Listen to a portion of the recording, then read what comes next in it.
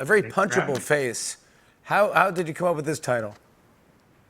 Just like looking in the mirror, kind of being honest. Come on, I don't. I got a lot of. As a friend and as an elder statesman, I don't like this. I don't want anyone punching your face.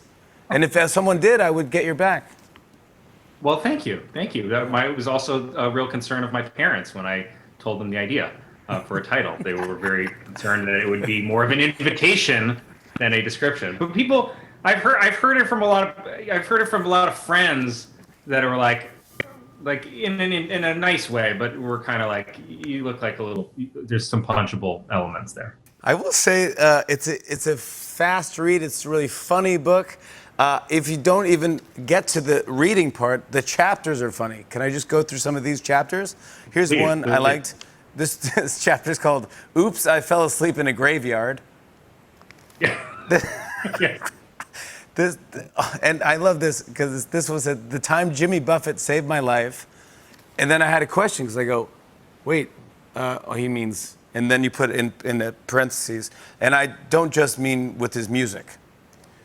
So there's a story there. There's a story of him physically saving my life. Yes. Yeah, but I was like, oh, I think what he's talking about is something he heard a song and that changed his life. But he actually, these stories are great. You stole a photo from Bill Murray's house. Can we talk about that on the show? I can edit this out if you want me to. No. I'm so mortified by it, and I kind of put it in the book as a confession.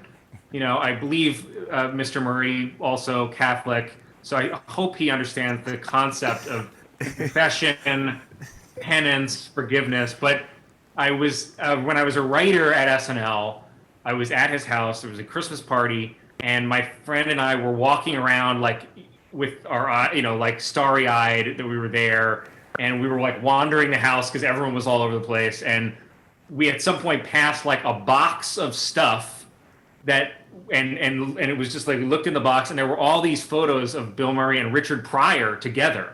It's Richard Pryor like putting Bill Murray in a headlock, and it was like such a cool photo, and there were like 10 of them, and it truly looked like he was throwing them away, I swear to God. And I was like, he's not going to miss one of the 10 that he's throwing away, right?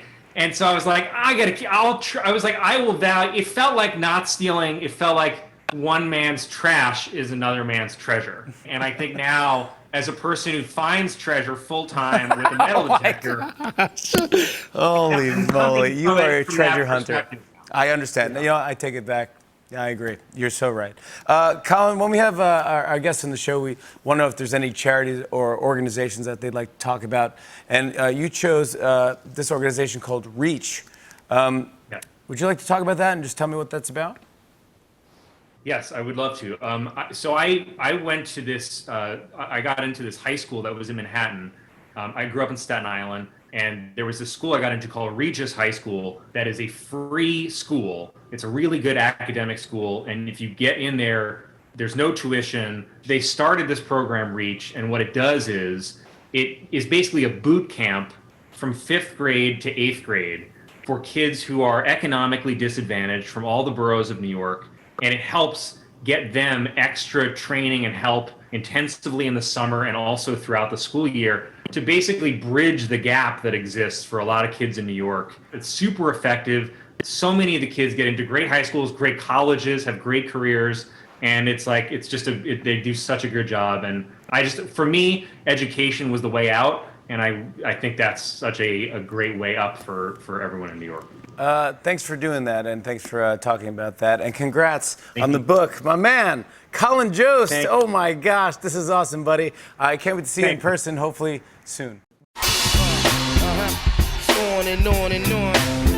I said, and it's on and on.